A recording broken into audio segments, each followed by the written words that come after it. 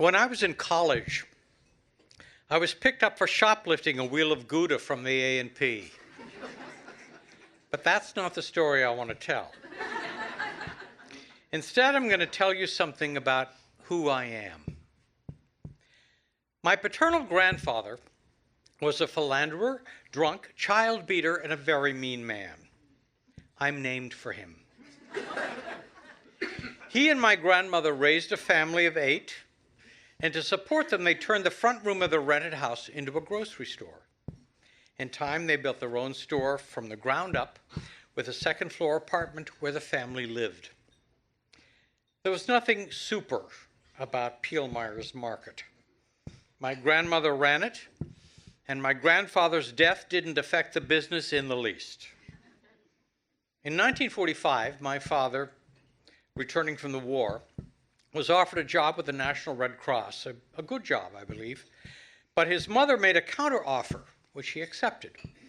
He and his sister Maria became equal partners in the business, and every day at 7, he left our house across town and drove over home to the store. By the time I was growing, 3 of his sisters were working there too. My Aunt Maria as butcher and co-owner, my Aunt Agnes as shelf stocker and order filler, and my Aunt Margaret as bookkeeper. Over home was as much a home to me as the house I grew up in.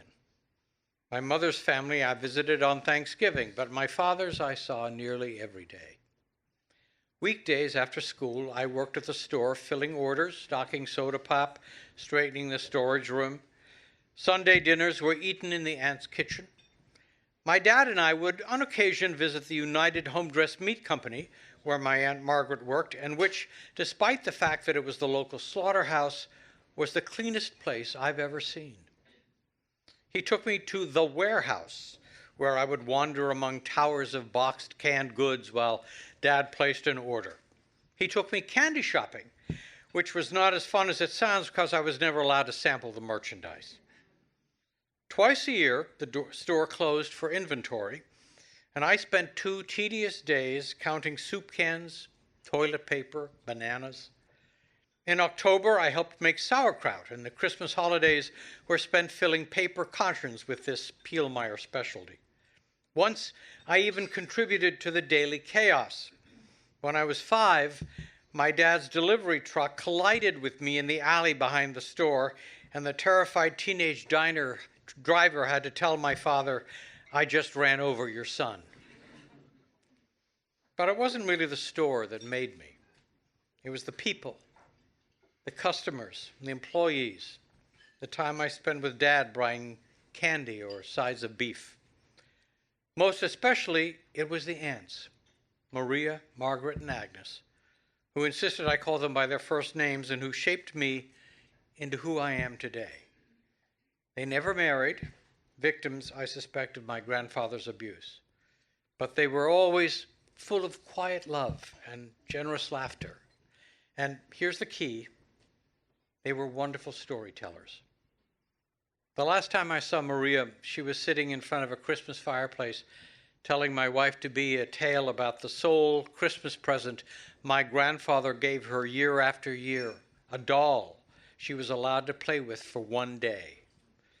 Or the time my near-deaf father set off the store's burglar alarm and never had a clue.